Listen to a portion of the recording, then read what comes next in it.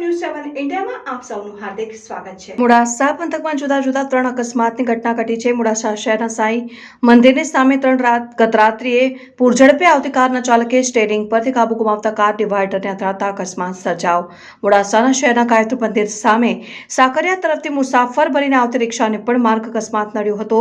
Road વચ્ચે અચાનક આવી જતા મુસાફર ભરેલી રિક્ષા પલટી જતા 6 જેટલા મુસાફરોને ઈજાઓ થતા 108 સારવાર અર્થે ખસેડવામાં આવ્યા। મોડાસા શામળાજી સ્ટેટ હાઈવે પરના કાચન ટોલ બૂથ પર પૂરઝડપે આવી રહેલ ટ્રકના ચાલકે સ્ટીયરિંગ પરથી કાબુ ગુમાવતા અકસ્માત સર્જાયો હતો। ટ્રક ટોલ બૂથના પોલ અને કેબિન સાથે અથડાયા બાદ પલટી મારતા અફડાતફડીનો માહોલ સર્જાયો।